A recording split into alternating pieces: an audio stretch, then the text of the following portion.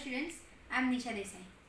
We have learnt how Britishers came to India, how they rooted themselves in India, when Europeans felt the need to discover new sea route to India, how they came to India, who discovered the new sea route to India, then who discovered new Cape of Good Hope, then who had them, who welcomed Vasco da Gama in India, then arrival of Europeans to India, when they got permission for their trade in India. That we learned so far. Now today we are going to learn remaining chapter. Let's start. This is the question: why was subsidiary alliance system introduced? After Cornwallis, Sir John Shore became the Governor General. Due to some rigid policies adopted by him, the East India Company's fame declined and Marathas became strong. So, Governor General Wellesley, who came after John Shore, got the responsibility of making the company supreme in India. For this, Wellesley introduced the subsidiary alliance system. Why was subsidiary alliance system introduced? Sir John became the Governor General, but he was rigid. He had take some decision which was rigid policies adopted by the Sir John. So the fame of company declined in India, and because of that Marathas become strong. That's why company decided to make Governor General Wellesley after Sir John Shore, and he took responsibility to make company supreme in India. That's why he introduced the this system. Which system? Subsidiary alliance system. This question can be asked for 1 mark. Who introduced the subsidiary alliance system? And this question can be asked for 3 or 4 marks.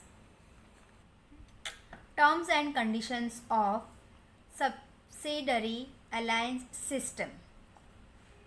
They adopted this system, but for that they had decided or fixed some terms and conditions that we will see. The army trained by the East India Company government will be provided to the state that accepts the system. This army would protect the state from internal and external attacks. In return, the state accepting the system will provide for the army or give away provenance with equivalent income to the British with the permission of the company. The state will not wage war or sign treaty with other states. There will be one English representative in the state assembly, other foreigners not to be employed in the state. As I told you, company or system had some terms and conditions which was there, that army would protect whatever army was there. They had to protect the state from internal and external attacks. Then after company without taking permission of from the company, they could not sign or they could not wage the war. And main thing, one English representative in the state.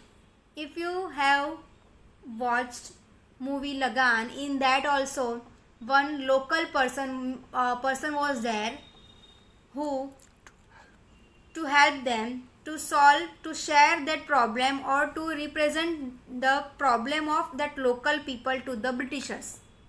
That who can speak in English or who can understand the English, or make them to understand. The subsidiary alliance system was like sweet poison. By implementing it, Wellesley annexed many provinces and expanded the rule of the East India Company. Governor General Wellesley asked Tipu Sultan to accept the subsidiary alliance system, but he refused. For declining it, the company attacked Mysore in 1799 with support from the Nizam. During this Fourth Mysore War, Tipu lost his life while fighting against the British. After Wellesley, Warren Hastings came to India as Governor General. He waged a war with Nepal and made the Gurkhas to join the army. Hastings fought a battle with the Pindaras and took control them. This system worked like a sweet poison, means it affected people very slowly, but they couldn't understand anything. From the root, this system made them loose or weak. Then after, Wellesley asked Tipu Sultan also for this to accept this system, but Tipu Sultan refused. As you noticed, if you noticed from the starting, Tipu Sultan always opposed East India Company and their rules. He didn't accept it. So they attacked. Means East India Company attacked on Mysore in 1799 with the help of Nizam. And in this war, in this fourth Mysore war, Tipu lost his life. After Wellesley, Hastings came to India as a Governor General and he war with Nepal. He had war with Nepal and he made Gurkhas to join the army. Then after, he fought a battle with Pindaras and took control over them. Even today also we can see in security guards or Gurkhas, the Nepali people are there. Why? Because they are strong and brave. Now we will discuss Dalhousie's policy of annexation. Dalhousie came to India as the Governor General in 1848. He was with the Third Maratha War, the supremacy of company was established. In comparison to the earlier general governors, William Bentinck is known as Liberal Governor General. Bentinck believed that the dissatisfaction in different states due to the imperialistic policy adopted by the previous governor generals could not bring out any unity. So he was very liberal in deeds. Compared to other general governors, William Bentinck was very liberal. Why? Because he believed that dissatisfaction in the different states due to the imperialistic policy adopted by the other governor generals. That's why he became liberal with the people. He was fierce imperialist. Dalhousie adopted the policy of annexation for the expansion of the company and British imperialism in India. This is the question and this question can be asked for 3 marks. What reforms did Dalhousie bring about? Let's see. Beside being an imperialistic, Dalhousie was a reformist. The first railway line in India between Mumbai-Thane in 1853 AD. Wireless system between India and England. Establishment of public works department. English education, etc. He passed law to ban child marriage. He advocated widow remarriages. These were all introduced during his tenure. These are the changes or these are the positive things which Dalhousie brought in India, or he started, like first railway line. First railway line started in India during Dalhousie's time in 1853 AD between Mumbai to Thane. This question can be also asked for 1 marks. Then wireless system between India and England, and establishment of public work in department. Then he passed a law to ban child marriages. As we know, in the ancient time or in the past in India, child marriages were there. So he passed a law, and that because of that law he banned child marriages, and he advocate or he promote widow marriages. Then he promote English education also.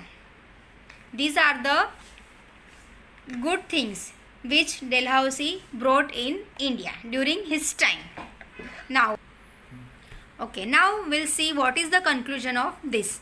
Within 100 years from the Battle of Plassey in 1757, the British rule and empire both expanded, but in the process they had to face the dissatisfaction of the Indian states.